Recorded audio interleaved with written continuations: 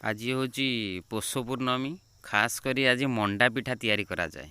ए देखो मंडा पिठा आज केमिति तैयारी करा होउची तार प्रोसेसटा मुझे आपको आज बतई। फास्ट अरुआ चाउल रे गुंड करा जाए, ग्राइंडिंग करके फास्ट गुंड करा हुए। गुंडा करके तापरे गरम पानी से मिक्स करा है कि जेमती आम रुटी पे अटा दलुचे सेमती पूरा भल कि दला हुए। जंतती ताकू कहती ताकू भल कि जिते माने दलिबे जिते जंतीबे सेते सॉफ्ट हबो।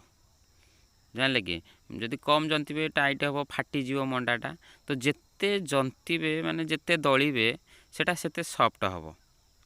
तापरे आमर ये दी प्रकार कराई ता भितर पुर दवापाई। गोटे हूँ नड़िया पुर कराई आ गोटे हूँ हरड़ डाली पुर तैयारी कराई। तो हरड़ डालीटा केमती करते फास्ट हरड़ डालीटा को सीझा जाए, सीझेकी तापर गुड़ सहित मिक्स करिकी चुली रे ता गरम करिकी अदा टिके पड़े बाहर कला आसी गोलमरीच पड़े टेस्ट पाई सेटा करा जाए। नड़ियाटा भी सेमती कोरेकी ताको हिंदी गुड़ सहित मिक्स करिकी ताको हिंदी पुर तैयारी करा जाए। तापरे ताकू एमती बनाती। ये देखंतु फास्ट गोटे कंढई फास्ट बनई। ये कंढईटा कौन एटा पूजा करा जाए। एटा खास करी मम्मी जहाँ कहती बो कहले एटा पूजा करने फास्ट आम पितृपुरुषों एटा पूजा करा जाए। कंढईटा माने आम ग्राम देवती पाखरे नहीं कि कंढईटा आउ जहाँ हमारी पिठा तैयारी होती गोटे दीटा लंबा पिठा आउ मंडा पिठा नहीं कि थुआ हुए एटा पूजा करा जाए सेठी। तापरे घरे ताकू खाती, घर ईशाण भी पूजा करा जाए। तापरे घरे जाके खाती। तो देखंतु आमको पिलादिने सार सब कहते मंडा पिठा भितर को पूरा गला केमिति। तो आज आपण देखो मंडा पिठा भितर को पूरा जाऊँगी केमिति। यदि कर सारा पर आपको स्टीम रे स्टीम दिज्व। ये बहु स्टीम पे कपड़ा पकाउछन। कपड़ाटा पकेले कौन तले आउ लगनी। आपण मैंने जदि चाहिए इटिली छांचर भी करें किसी असुविधा ना। तो आमरी ए करुँच बेसी कराहुनी। तो घरे बेसी जे अधिका करने चाहूँगी इटिली छांचर भी करेंगे। कपड़ा पकईदे धोईकी व्हाइट कपड़ा पकईदे तापर आपको थुआ हम तोले कौन तले जांगुटी लगनी। आउ कौन तलु स्टीमटा लगिले स्टीम्रे टे गरम होगले खाया भल लगे। ना कंचाटा ना तो कंचाटा खाइले पाटे लगे अठाड़िया अठाड़िया हम। तो स्टीम कर खाइले टेस्टा भल लगे। स्टीम कराब कि समय पर बाहर करा कौन देखंतु मंडा पिठा जिते माने दलिकी करेंगे सेते सॉफ्ट रहिबो। आ गोलटा तुम भल हम फाटबनी, मंडाटा फाटबनी। बेले बेले कौन मंडा पिठा करती फाटी जाए ता भीतर पूरा बाहर पड़ी थो। किंतु जिते माने दलिबे सेते सॉफ्ट रहिबो। सॉफ्ट रहिले तुम एटा फाटबनी। आ कौन जिते दली पारे से दलिकी गोल करी करा होची। देखंतु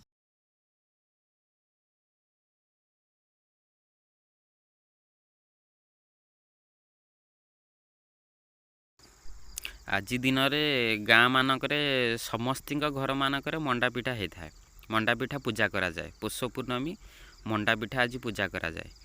आगुरी भेराइटी भेराइटी पुर दिया मंडा तैयारी हुए। से लियारे तैयारी हुए, राशि पुर तैयारी हुए, कोलथरे भी तैयारी हुए। माने विभिन्न प्रकार मंडा पिठा तैयारी करा जाए। आजिकाली घरे माने तो पिला माने खाइबा को पसंद करूना। तो से अधिका पिठा कराऊनी। खाली पूजा करने करती माने करवा कथा माने खाली करा जाउची। नहले तापरे समस्त को आजिकाली आसुनी मंडा पिठा तैयारी करी।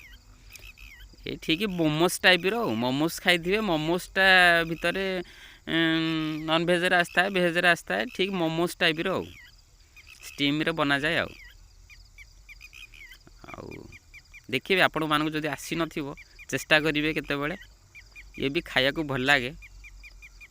आगुरु घर मानक करा जाए, लोक मैंने आसती दिया जाए समस्त को। साई पड़िशा मानक भी दिया हुए, पिठा दिया हुए।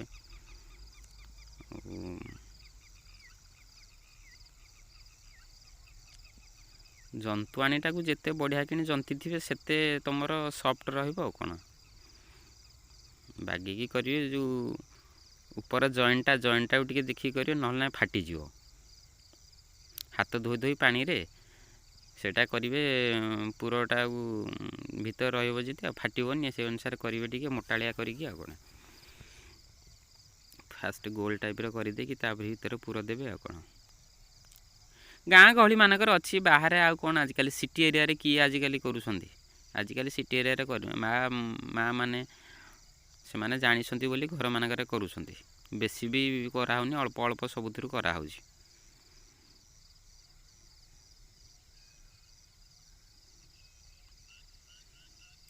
ଭଲ ଲାଗିଲେ ଲାଇକ୍ କରିଦେବେ, ସବସ୍କ୍ରାଇବ୍ ବି ଯେଉଁମାନେ କରିନାହାନ୍ତି ସବସ୍କ୍ରାଇବ୍ କରିଦେବେ, କମେଣ୍ଟ ବି ଦେବେ। ମଣ୍ଡା ପିଠା ତିଆରି କେମିତି ହେଉଛି ଆଜି ଦେଖନ୍ତୁ, ଶିଖନ୍ତୁ।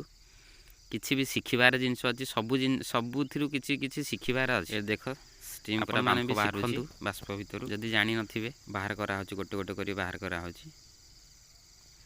ଇଏ ବର୍ତ୍ତମାନ ଖାଇବା ଉପଯୋଗୀ ହେଇଗଲା।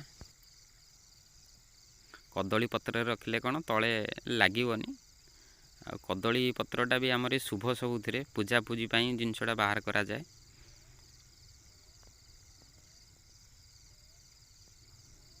ଗରମ ଗରମ ମଣ୍ଡାଟା ଖାଇବାକୁ ବି ବହୁତ ବଢ଼ିଆ ଲାଗିବ।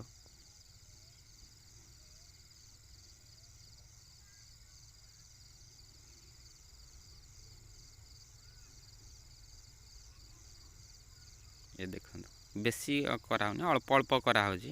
ଅଧିକା ଯଦି କରିବେ ତାହେଲେ ଇଟିଲି ଛାଞ୍ଚରେ କରିପାରିବେ, କିଛି ଅସୁବିଧା ନାହିଁ। ଇଟିଲି ଭଳିଆ ସେମିତି କରି ବନ୍ଦ କରିଦେଲେ ଭିତରେ ବାମ୍ଫଟାରେ ହେଇଯିବ। ଆଉ କ'ଣ ଟିକେ ସିଝିବା କଥା, ଆଉ କ'ଣ ଜନ୍ତୁଆଣିଟା ଟିକେ ସିଝିଗଲେ ଖାଇବାକୁ ଭଲ ଲାଗିବ। ଆଉ ଏବେ ମଣ୍ଡା ତିଆରି ହେଇଗଲା। ବର୍ତ୍ତମାନ ସେ ଯେଉଁ କଣ୍ଢେଇର ଆଖି ତିଆରି କରାହେଉଛି, ଆଖି ତିଆରି କରାହେଲା।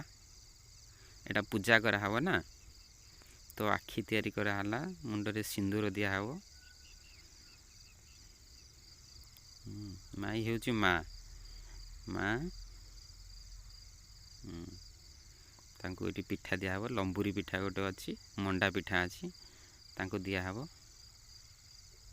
ଦିଆହୋଇ ଠାକୁରଙ୍କ ପାଖରେ, ଗ୍ରାମ ଦେବତୀଙ୍କ ପାଖରେ ଥୁଆ ହେଇକି ପୂଜା କରାଯାଏ। ଆଉ ଏଇଟା ଗୋଟେ ଅଛି, ପରମ୍ପରା ଗୋଟେ ଅଛି। ଆଉ ଏମିତି କରାହୁଏ। ଆଉ